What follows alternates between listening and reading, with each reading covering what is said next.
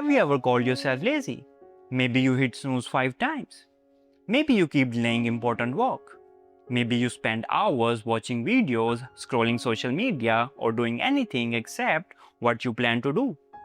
And every time you tell yourself the same thing: I need more discipline. But what if laziness is not the real issue? What if there are actually different types of laziness and only one of them is truly dangerous?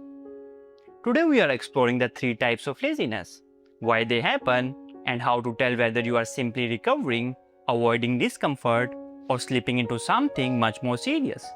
Let's begin.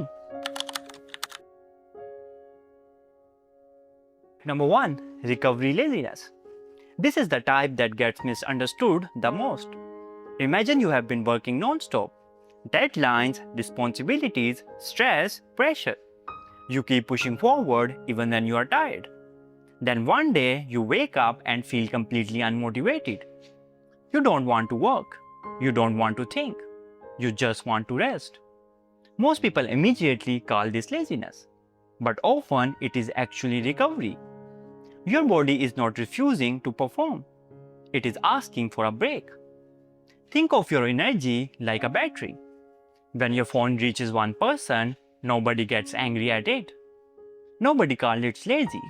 It simply needs to recharge. Human works the same way. The problem is that modern culture glorifies constant productivity. We are told to hustle harder, work longer, push through exhaustion. But recovery is not weakness. Recovery is necessary. Without it, performance drops. Focus disappears, motivation fades, and eventually burnout takes over. So before labeling yourself lazy, ask, am I actually unwilling to work, or am I simply exhausted? The answer matters more than you think.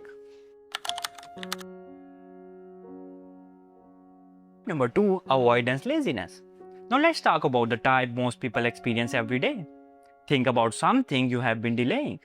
Maybe it's an important email, a difficult conversation, a new project, a big goal you have been talking about for months. You know it matters. You know you should do it. Yet somehow you never start. Why? Because the issue usually is not laziness. It is discomfort. Humans naturally avoid things that create stress, uncertainty, embarrassment, or fear. And often we disguise that avoidance as laziness. Think about how productive people become when they are avoiding something important. Suddenly, the room needs cleaning. The desk needs organizing. The kitchen needs attention. Notifications become fascinating. Everything feels important except the one thing that actually matters. That is not laziness. That is avoidance. Your brain is steering you away from discomfort. The problem is not that you are doing nothing. The problem is that you are doing everything except what matters most. The solution is surprisingly simple. Stop focusing on finishing. Focus on starting. Tell yourself, I will do it for 5 minutes. That's it. 5 minutes. And once you begin, resistance often fades. Momentum starts building. And momentum is usually stronger than motivation. Most people don't have a work problem. They have a starting problem. Type number 3, learned helplessness. This is the dangerous one. Unlike the first 2 types, this is not about energy. And it is also not about discomfort. It is about the belief. Specifically the belief that your actions no longer matter. Imagine trying over and over again. You apply for jobs, nothing happens. You work hard on a project, it fails. You set goals, you fall short. Again and again and again. Eventually, your brain starts forming a dangerous conclusion. Why bother? No matter what I do, nothing changes. When that belief takes hold, motivation begins to disappear. Not because you are lazy, but because effort feels pointless. Psychologists call this learned helplessness. It is a state where people stop taking action because they have convinced themselves action won't make a difference. And from the outside, it often looks exactly like laziness. People see someone who is not trying, someone who has stopped pursuing goals, someone who seems stuck. They assume laziness. But internally, the real problem is hopelessness. And hopelessness cannot be solved with more pressure. It cannot be solved with guilt. It cannot be solved by simply telling someone to work harder. What it needs is proof. Proof that effort still matters. That is why small wins are so powerful. One workout completed, one task finished, one application submitted, one promise kept. Tiny successes rebuild confidence, and confidence rebuilds action. How to identify your type? So here is a simple test. Ask yourself these 3 questions. Question number 1. Am I physically or mentally exhausted?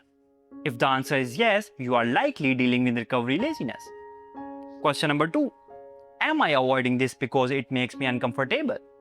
If the answer is yes, you are likely dealing with avoidance laziness.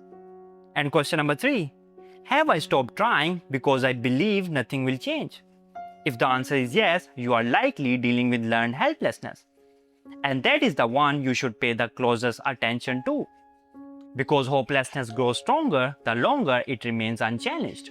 The truth is that most people are not as lazy as they think. Sometimes they need recovery. Sometimes they are avoiding discomfort. And sometimes they have lost belief in their ability to create change. The key is understanding which one you are facing. Because every problem requires a different solution. Recovery requires rest. Avoidance requires action. And hopelessness requires proof that your efforts still matter. So next time you catch yourself saying, I am just lazy, pause for a moment and ask yourself, what type of laziness am I actually experiencing? Because once you understand the real problem, finding the solution becomes much easier. And if you find this video helpful, hit the like button. Subscribe for more psychology and self-improvement content. And let me know in the comment, which type of laziness do you struggle with the most? Thanks for watching, and I will see you in the next one.